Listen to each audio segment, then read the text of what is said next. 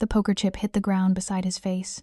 Seojun watched it bounce once, twice, then settle in the red desert dust inches from his eyes. His custom Bugatti Chiron idled 20 feet away, its $500,000 engine purring like it was waiting for him to get up and walk back. But Seojun couldn't move. Couldn't feel anything below his ribs. The pain had stopped 15 minutes ago, which was somehow worse than when it was there. His silk Brioni suit, the one he'd worn to close the Bellagio deal that morning, was now shredded and soaked with blood that smelled like copper and gasoline. The desert stretched endlessly in every direction, painted gold by the setting sun. Beautiful, quiet, deadly. Above him, the sky was the kind of blue that tourists paid thousands to photograph. Jihoon's taillights disappeared over the ridge, leaving behind nothing but exhaust fumes and betrayal. 10 years. They'd built an empire together, and it ended with a poker chip and paralyzed legs. Seojun's breath came shallow and fast, his mind cataloging everything he couldn't control anymore. His fingers twitched. That was something. His lungs worked. That was something too. But his legs, his back, everything that made him the ghost of Vegas, the man who walked through casino floors like he owned gravity itself. All of that was gone. He tried to lift his head. Failed. Tried to call out. His voice was sand and ash. Then a shadow fell across his face, blocking the sun. Not a vulture, not a hallucination. A woman. She stood above him with her arms crossed, her dark skin glowing bronze in the desert light, her expression unreadable. She wore hiking boots and cargo pants like she'd been expecting to find something out here. Or someone. Seojun, she said. Not a question, a confirmation. Her voice was smooth, controlled, the kind of calm that comes from seeing terrible things and deciding not to panic. She crouched beside him, her amber eyes scanning his body with clinical precision. No phone in her hand, no 911 call, just observation. Can you feel this? She pressed 2 fingers against his shin. Nothing. She moved to his thigh. Still nothing. Her jaw tightened slightly. That was the only emotion she showed. Who are you? Seojun rasped, tasting blood. She didn't answer. Instead, she pulled a collapsible stretcher from a pack he hadn't noticed and began working with the efficiency of someone who'd done this before. Not panicked, not surprised, prepared. As she lifted him, Seojun caught the scent of sandalwood and antiseptic, a strange combination that didn't belong in the desert. Why aren't you calling for help? He managed. She paused, her face inches from his, and for the first time, he saw something flicker in her eyes. Recognition. No, not recognition. Something colder. Something that looked like vengeance dressed in mercy. Because the people who did this to you are counting on someone finding your body, Zena said quietly, securing the straps. And I'm not in the business of giving them what they want. She dragged him toward a black SUV hidden behind a cluster of Joshua trees, and Seojun realized with creeping dread that this woman hadn't stumbled upon him. She'd been waiting. If you want to know why a stranger would risk everything to save a man the world left for dead, and how a single poker chip will become the key to destroying an empire, stay with me. This story doesn't end in the desert. It ends in a room full of witnesses, where the man who couldn't walk will stand, and the woman with secrets will reveal the one truth that changes everything. Zena's home wasn't a home. It was a fortress disguised as glass and steel, buried in the canyon walls like a secret the desert had been keeping.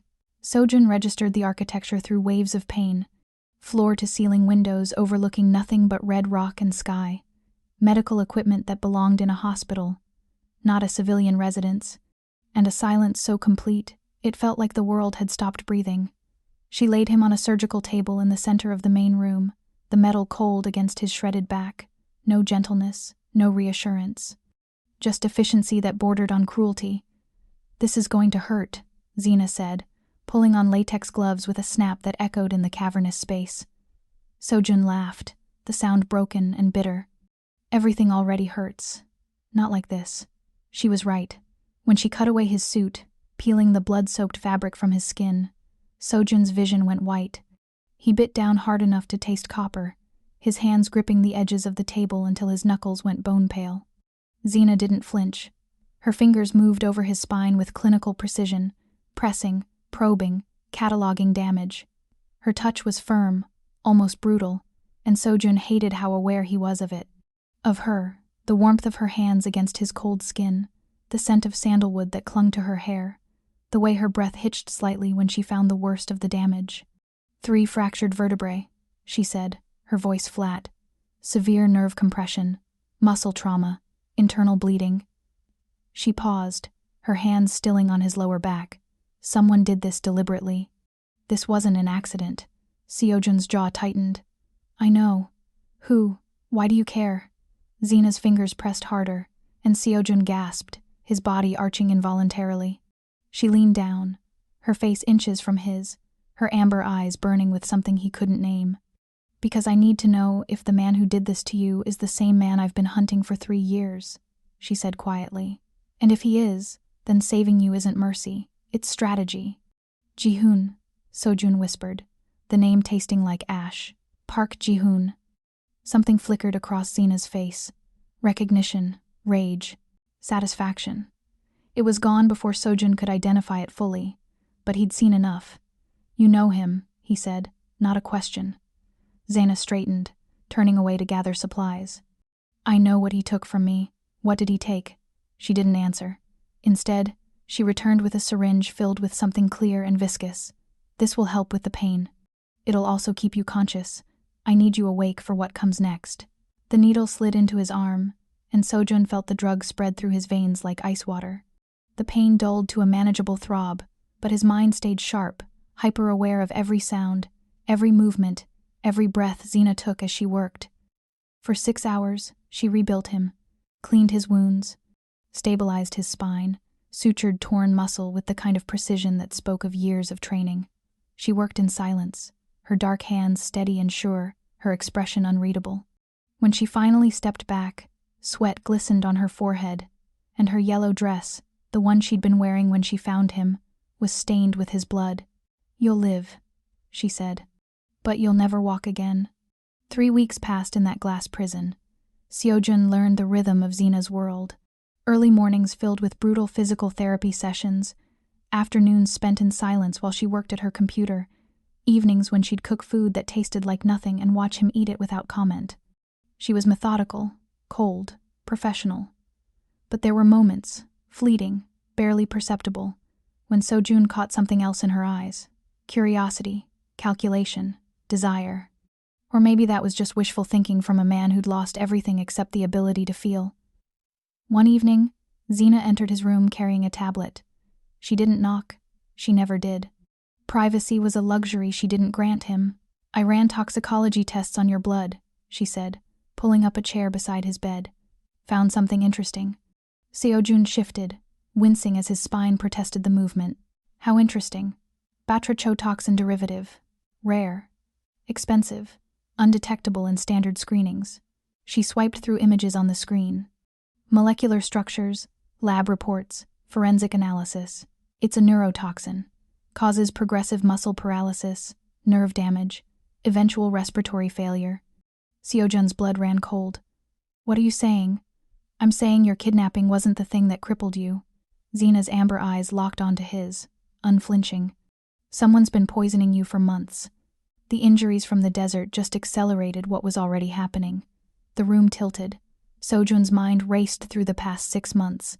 Business dinners, late-night drinks with Ji-hoon, the subtle tingling in his fingers he'd dismissed as stress, the occasional muscle weakness he'd attributed to too many hours in the office. My steering wheel, he said slowly, pieces clicking into place. I noticed a residue on it a few months ago. Had it cleaned. Thought it was just dirt. Zena nodded.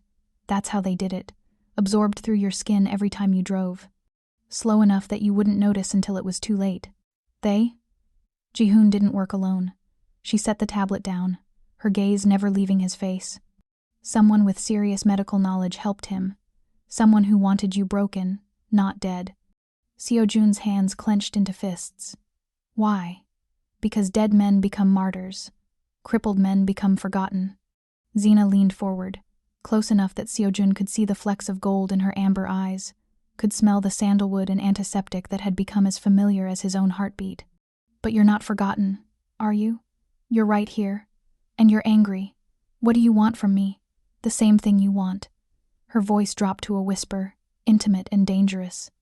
Revenge. She stood, smoothing down her dress, a different one today. Deep burgundy that clung to her curves and made her dark skin glow like polished mahogany. Get some rest, Seojun. Tomorrow, we start rebuilding you. You said I'd never walk again. Zena paused at the door, glancing back over her shoulder. The smile that curved her lips was sharp enough to draw blood. I lied. 2 months. That's how long it took for Seojun to realize he was falling for the woman who'd saved him. 2 months of physical therapy sessions that left him gasping and shaking, his muscles screaming in protest. 2 months of Zena's hands on his body, pushing him past limits he didn't know he had. 2 months of watching her move through her glass fortress with the grace of a predator and the coldness of a ghost. She never smiled, never laughed, never showed weakness, but she was there, every morning, every evening, every moment he needed her. It was during one of their sessions, Seojun suspended in a harness, attempting to bear weight on legs that still refused to fully cooperate, that he noticed it. A pendant around Zena's neck, half hidden beneath the collar of her shirt, silver, ornate, familiar. Where did you get that? He asked, his voice strained from exertion. Zena's hands stilled on the harness straps. Get what? The necklace. She reached up, her fingers closing around the pendant protectively. For the first time since he'd met her, Zena looked uncertain, vulnerable. It was my mother's, she said quietly. Seojun's heart slammed against his ribs. He knew that symbol, had seen it before, years ago, in his father's study. It belonged to the Adeyemi syndicate, the rival faction his family had dismantled when Seojun was barely 17. Your mother, he repeated slowly. What was her name? Amara Adeyemi. The name hit Seojun like a bullet.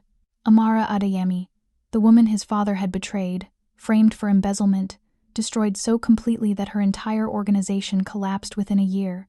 The woman who died in prison, leaving behind a daughter no one knew existed. You're her, Seojun whispered. You're the girl everyone thought died with her. Zena's expression hardened, all vulnerability vanishing. I survived. My mother didn't, and now you want revenge. I wanted revenge. She lowered him back to the ground with more force than necessary, her movements sharp and angry. But revenge is complicated when the man responsible is already dead, and his son is the only family you have left to destroy. Seojun's breath caught. Is that why you saved me? To torture me before you kill me? Zena turned away, her shoulders tense beneath her black tank top. I saved you because Jihoon took everything from you the same way your family took everything from mine. And I realized that maybe, just maybe, the son isn't responsible for the father's sins. Then what am I to you? She didn't answer immediately. When she finally turned back, her amber eyes were blazing with an emotion Seojun couldn't name. Something between hatred and longing, between vengeance and mercy. You're the man I should want dead, Zena said, her voice raw. But you're also the only person who understands what it feels like to be erased by someone you trusted. She walked toward him, each step deliberate, predatory. Seojun's pulse hammered in his throat as she stopped inches away, close enough that he could feel the heat radiating from her skin. So here's what we're going to do, Zena continued, her voice dropping to a dangerous purr. We're going to rebuild you, train you, make you strong enough to stand. And then we're going to destroy Park Jihoon together. Why should I trust you? Her hand came up, fingers brushing along his jaw with a gentleness that contrasted sharply with the steel in her voice. Because right now, I'm the only thing standing between you and a shallow grave. And because deep down, you know I'm right. Seojun's hand caught her wrist, holding her there. Their faces were so close he could count her eyelashes, could see the rapid pulse at the base of her throat. What happens after Jihoon is gone? He asked quietly. Zena's eyes darkened. We'll figure that out when we get there. 4 months after the desert, Seojun took his first unassisted steps. It happened at dawn, when the desert outside Zena's fortress was still painted in shades of pink and gold.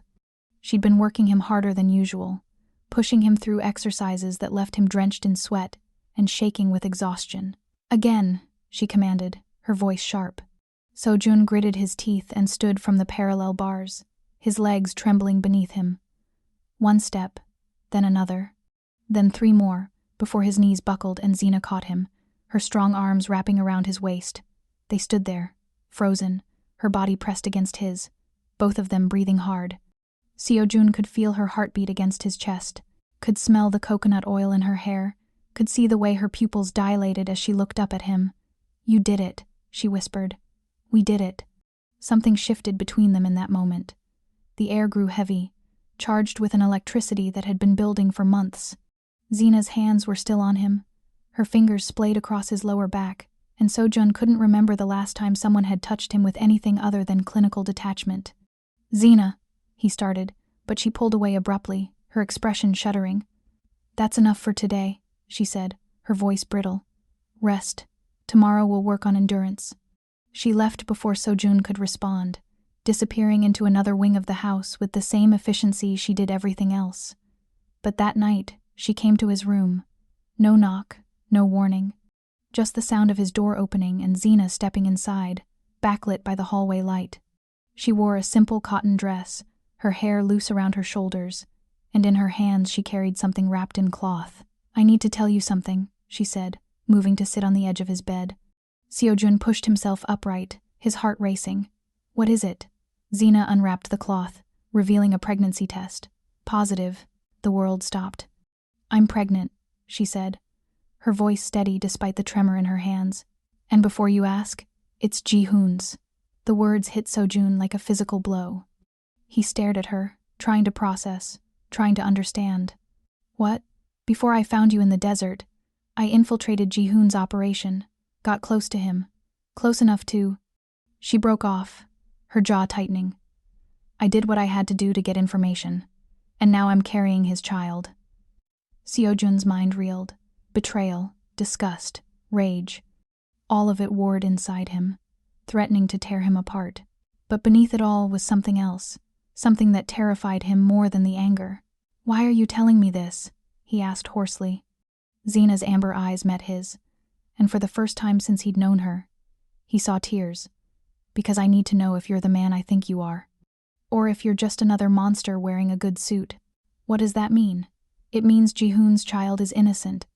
It means this baby didn't choose its father any more than I chose my mother's enemies." Her hand moved to her still flat stomach. Protective. "It means I'm asking you to help me protect something that by all rights you should want destroyed." Seojun looked at her. This woman who'd saved him, tortured him, rebuilt him. This woman who was his enemy's daughter and his savior. This woman who was asking him to protect the child of the man who'd tried to erase him. He reached out slowly, his hand covering hers where it rested on her stomach. "This child is innocent," he said quietly, "and I will protect both of you, no matter whose blood runs through its veins." Zena's breath hitched. A single tear escaped, tracking down her dark cheek. "Why?" "Because you're right. The sins of the father don't belong to the son." Seojun pulled her closer, his forehead resting against hers. "And because you gave me back my life, the least I can do is help you protect the one you're creating." She kissed him then, soft and desperate and full of everything they'd been holding back for months. Seojun's hands tangled in her hair, pulling her onto his lap, and for the first time since the desert, he felt whole. When they finally broke apart, both breathing hard, Zena whispered against his lips, "The baby is yours, Seojun, not Ji-hoon's. I lied because I needed to know your heart." The confession should have made him angry, should have felt like another betrayal. Instead, Seojun laughed, dark and relieved and utterly helpless against the woman in his arms. "You're terrifying," he murmured. "I know." Zena smiled, and it was the first real smile he'd seen from her. "But I'm yours. If you're invested in Seojun and Zena's journey from enemies to something more dangerous than love, subscribe to see how they bring down the empire that tried to bury them both. Drop a comment with the city you're watching from. I want to know where my dark romance lovers are hiding.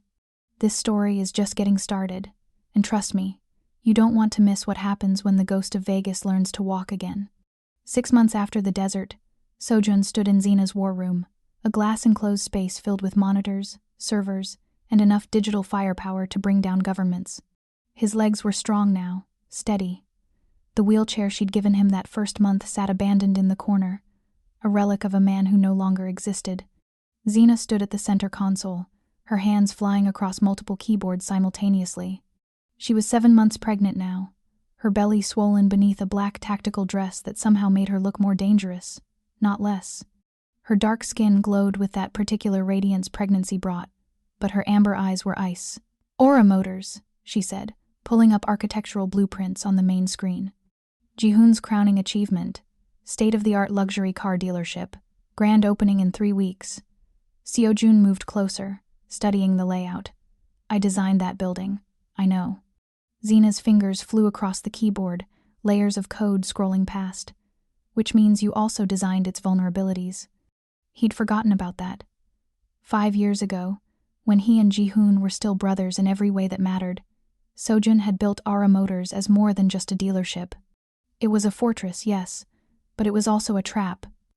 A dead man's switch embedded so deep in the infrastructure that even the best hackers would miss it. The biometric locks, Seojun said slowly, pieces falling into place, the environmental controls, the security protocols, all tied to your biometric signature, Zena finished, which Ji-hoon tried very hard to erase when he left you in the desert. She turned to face him, and Seojun saw the predatory intelligence that had drawn him to her in the first place. This woman wasn't just beautiful, she was lethal. He changed all the access codes, Zena continued, but he couldn't change the root architecture. The building still thinks you're its master. Seojun's mind raced through possibilities. We can lock him inside. Better. Zena pulled up financial records, offshore accounts, shell corporations. We can broadcast every illegal transaction he's ever made to every investor, every client, every law enforcement agency on the West Coast. And we can do it from inside the building, where he can't stop it. That's not revenge, Seojun said quietly. That's annihilation. Zena's hand moved to her belly, protective, instinctive. He tried to annihilate you, tried to erase you so completely that even your legacy would be his. This isn't revenge, this is justice. She moved closer, and Seojun caught the familiar scent of sandalwood and something new, cocoa butter, the kind pregnant women used to keep their skin from stretching too fast. The intimacy of knowing that small detail made his chest tighten. There's one problem, Zena said, her voice dropping. We need to get me inside first. Ji-hoon's too smart to let you anywhere near that building. So what do we do? Her smile was sharp enough to draw blood. We give him exactly what he wants to see. A broken woman, desperate, pregnant, begging for help from the man who destroyed her lover. Seojun's jaw tightened. No, yes. Zena's hand came up, fingers tracing the line of his jaw. This is how we win. I walk invulnerable. He gets arrogant, and the moment his security touches me. She held up her wrist, showing him a bracelet that looked like jewelry but pulsed with a faint blue light. This triggers the data wipe. Everything he's built, gone in 60 seconds. What if something goes wrong? Then you come in and burn it all down. She pulled him closer, her swollen belly pressed against his stomach, her breath warm against his throat. But nothing will go wrong, because I'm not the girl who died with her mother anymore. I'm the woman who brought the ghost of Vegas back from the dead. Seojun's hands settled on her hips, careful, reverent. When this is over, Zena interrupted, we disappear. You, me, and this baby. Somewhere Ji-hoon's ghost can't follow. And if I want more than disappearing? Her amber eyes searched his face, and Seojun saw the war happening behind them. The woman who'd spent years planning revenge versus the woman who'd learned to love the son of her enemy. Then we'll figure it out, she whispered. Together. The grand opening of Aura Motors was exactly the kind of spectacle Ji-hoon loved. Champagne fountains, ice sculptures, Vegas elite dressed in couture and dripping with diamonds. The showroom floor gleamed with custom vehicles worth more than most people's houses, each one positioned like art in a gallery. Seojun watched from the shadows of a parking structure across the street, his hands clenched around binoculars. Every instinct screamed at him to stop this, to pull Zena out before Ji-hoon could touch her. But Zena was already inside. She moved through the crowd like a ghost. Her yellow dress, the same one she'd worn when she found him in the desert, now stretched tight across her pregnant belly. Her hair was pulled back, her face makeup free, vulnerability radiating from every careful step she took. Perfect bait. Ji-hoon stood at the center of the showroom, holding court with investors and city officials. He'd gained weight since the desert, his face fuller, his suit more expensive. Success looked good on him. Seojun's hands tightened until his knuckles went white. Through his earpiece, he heard Zena's breathing, steady and controlled. She'd wired herself with a hidden mic, and every word she said, every sound she made, fed directly into Seojun's ear. Mr. Park, Zena's voice came through, soft and desperate. Please, I need to speak with you. The crowd parted. Ji-hoon turned, his expression shifting from confusion to recognition to something darker. Disgust. You, he said, loud enough that people nearby stopped to watch. What are you doing here? I'm pregnant, Zena said, her hand moving to her belly. And I have nowhere else to go. Seojun is. He's gone, and get out. Ji-hoon's voice was cold, final. Please, I just need. I said get out. Ji-hoon snapped his fingers, and 2 security guards materialized. Remove her, now. Zena's voice cracked. A masterclass in manufactured vulnerability. I'm carrying his child. Doesn't that mean anything? It means you were stupid enough to fuck a dead man. Ji-hoon's smile was cruel. Security. If she's not gone in 30 seconds, drag her out. Make sure everyone sees what happens to beggars who crash my events. The guards moved toward Zena. She backed away, her hand clutching her belly, tears streaming down her dark cheeks. The crowd watched, some with pity, most with the kind of morbid fascination people reserved for public humiliation. Don't touch me, Zena pleaded, her voice breaking. Please, I'm pregnant. But the guards didn't care. They grabbed her arms, rough and impersonal, and began dragging her toward the exit. Zena struggled, her feet sliding on the polished marble, her yellow dress riding up as she fought. The crowd murmured. A few people pulled out phones, recording. This was the kind of scandal that would fuel gossip for weeks. Pregnant woman thrown out of luxury car dealership launch, powerful businessman showing his true colors. They threw her onto the pavement outside, and Zena cried out as she hit the ground. The sound tore through Seojun's chest like a bullet. But then Zena looked up, directly at the security camera she knew Seojun was watching through, and smiled. Her bracelet pulsed green. The trap had sprung. Every screen in Aura Motors flickered simultaneously. The promotional videos showcasing luxury vehicles cut to black. Then, one by one, they lit up with a new image. Seojun's face. The crowd gasped. Ji-hoon went pale, his champagne glass slipping from his fingers to shatter on the marble floor. Hello, old friend. Seojun's recorded voice echoed through the showroom's state-of-the-art sound system. Did you really think I'd stay dead? The video cut to footage from the desert. Seojun lying broken in the sand, Ji-hoon standing over him, the single poker chip being tossed onto his chest. Then crime scene photos, medical records. Toxicology reports showing the neurotoxin that had been coating his steering wheel for months. You didn't just try to kill me, Seojun's voice continued. You tried to erase me. But here's the thing about ghosts, Ji-hoon. We don't stay buried.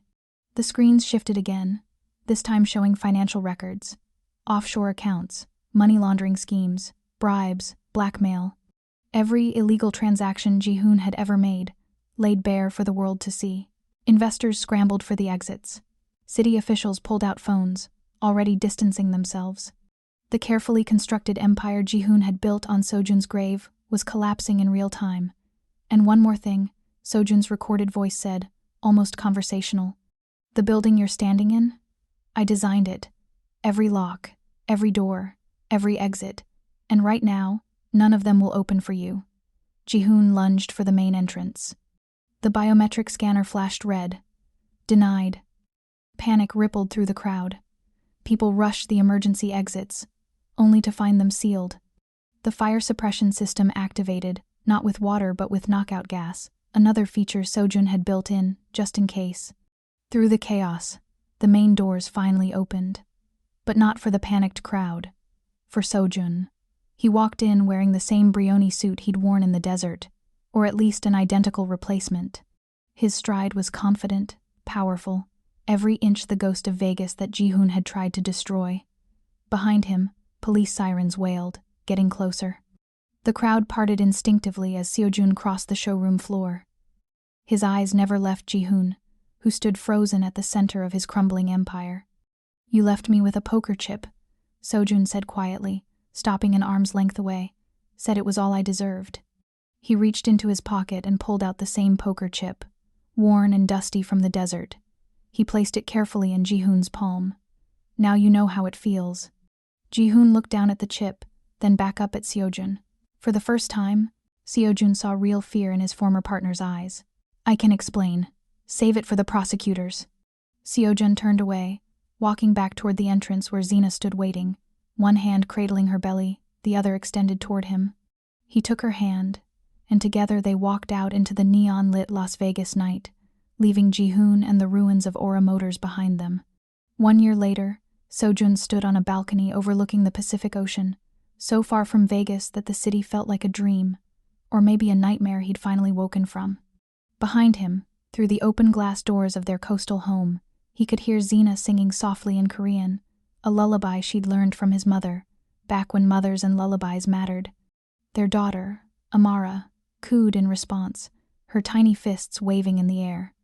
Seojun had named her after Zena's mother. It felt right, somehow. A way of honoring the woman who'd been destroyed by his father's ambition, and the daughter who'd risen from those ashes to save him. The legal proceedings had taken months. Jihoon was serving 15 years for attempted murder, embezzlement, money laundering, and a dozen other charges Seojun had lost track of. The poker chip, the actual one from the desert, sat in an evidence locker somewhere, a relic of a life Seojun no longer wanted to remember. But some mornings, he still felt the phantom weight of it on his chest. "You're brooding again," Zena said, appearing beside him with Amara cradled against her shoulder. She'd cut her hair short, and motherhood had softened some of the hard edges she'd carried for so long, but her amber eyes were still sharp, still seeing everything. "I'm thinking," Seojun corrected. "About whether we did the right thing." Zena shifted Amara to her other shoulder, her free hand finding his. "You mean letting him live?" "Letting him rot in prison instead of finishing it," Seojun. Zena turned to face him fully, and in the morning light, she looked like something out of a painting. Dark skin, glowing gold, their daughter peaceful in her arms, the ocean stretching endlessly behind them. Some revenge is louder than death. We took everything from him, his empire, his reputation, his freedom. He'll spend the next 15 years knowing that the man he tried to erase is living the life he wanted. And that's enough for you? It has to be. She leaned against him, careful not to jostle the baby, because the alternative is letting him poison the rest of our lives. And I didn't save you just to watch you destroy yourself with hatred. Amara made a soft sound, and Seojun looked down at his daughter, barely 3 months old, with Zena's amber eyes and his dark hair. She was innocent, perfect. Everything he and Zena had never been allowed to be. "What if she asks someday?" Seojun said quietly. "About where we came from, what we did. Then we tell her the truth." Zena's voice was firm, that her father was left to die and her mother saved him, that they destroyed the man who tried to destroy them, that some stories are complicated, and family isn't always about blood. It's about who shows up when the world tries to bury you. A car pulled up the long driveway, black sedan, expensive. Seojun tensed instinctively, his hand moving to the small of his back where he no longer kept a gun. Zena noticed. "Relax. It's just the delivery I ordered." "What delivery?" The driver got out, carrying a large object covered in canvas. Seojun recognized the shape immediately. A car, vintage, carefully restored. Zena smiled, that rare, devastating smile that still made his pulse stutter. "The one you built with your own hands before Jihoon, before Vegas, before any of this?" Seojun did remember. He'd been 17, working out of his father's garage, dreaming of a future that seemed impossibly far away. The driver pulled back the canvas, revealing a pristine 1967 Mustang, midnight blue with chrome accents, exactly like the one he'd built all those years ago. "I found it at an auction," Zena said softly. "Tracked down the original buyer, convinced them to sell. Thought maybe it was time you had something from before, something that was just yours." Seojun couldn't speak. His throat was too tight, his chest too full of emotion he didn't have words for. "Thank you," he finally managed. "Don't thank me yet." Zena shifted Amara into his arms, then walked toward the Mustang. "I'm thinking we take her for a drive, show our daughter what the open road looks like." Seojun looked down at Amara, who blinked up at him with solemn amber eyes. "What do you think? Should we trust your mother behind the wheel?" Zena laughed, full and genuine and more beautiful than anything he'd ever heard. "Your father's a terrible passenger. We'll have to teach you that early." As they buckled Amara into the car seat Zena had somehow already installed. As they drove down the coastal highway with the windows down and the ocean spray on their faces, Seojun realized something fundamental had shifted. He wasn't the ghost of Vegas anymore. He wasn't the man who'd been left to die in the desert. He was just Seojun. A father, a partner, a man who'd been given a second chance at a life worth living. And that, he decided, was the sweetest revenge of all. If this story of resurrection, revenge, and redemption moved you, hit subscribe. I promise more dark romance stories, where broken people find each other in the most impossible circumstances. Drop a comment telling me what city you're watching from. I want to know where all my fellow dark romance lovers are hiding. And if you believe some betrayals can only be answered with empire building and perfectly executed takedowns, you're definitely in the right place. Until the next story, remember, sometimes the person who saves you is the last person you expected, and the life you build from ashes burns brighter than anything that came before.